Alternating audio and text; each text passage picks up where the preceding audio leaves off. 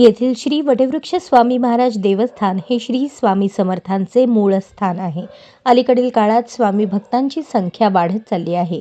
या कारणाने येथील वटवृक्ष स्वामी महाराज देवस्थानास येणाऱ्या भाविकांची संख्याही वाढत चालली असल्याचे आपणास समजते। मंदिराच्या मर्यादित परिसरात मंदिर समितीचे चेअरमन महेश इंगळे यांनी उदात्त स्वामी सेवेच्या दिनक्रमाने स्वामी भक्तांच्या सेवेत नित्यपणे कार्यरत आहेत हे ऐकून समाधान झाले। गर्दी कितीही असू द्या, त्यांचे वैविध्यपूर्ण नियोजन हे मंदिर समितीचे ठळक वैशिष्ट्य आहे। प्रसंगास अनुसरून निर्णय घेण्याची क्षमता महेश इंगळे यांच्या व्यक्तिमत्वात आहे। म्हणून वटवृक्ष मंदिरातील गर्दीच्या कालावधीतही महेश इंगळे यांचे वटवृक्ष मंदिरातील नियोजन उत्तम आणि शिस्तबद्ध असते।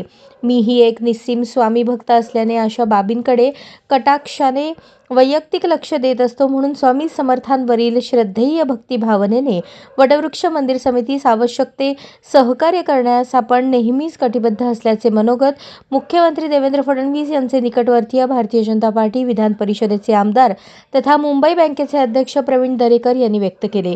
ते नुकतेच येथील श्री वटवृक्ष स्वामी महाराज मंदिरात सहकुटुंब भेट देऊन विनम्र भावे मंदिर परिसराची पाहणी करत मंदिरातील भाविकांसाठी असलेल्या सोयी सुविधांबद्दल समितीचे चेअरमन महेश इंगळे यांच्याकडून जाणून घेऊन श्री स्वामी समर्थांचे दर्शन घेतले। यावेळी मंदिर समितीच्या वतीने समितीचे चेअरमन महेश इंगळे यांनी आमदार प्रवीण दरेकर यांचा श्री स्वामी समर्थांचे कृपावस्त्र प्रसाद प्रतिमा देऊन यथोचित सन्मान केला।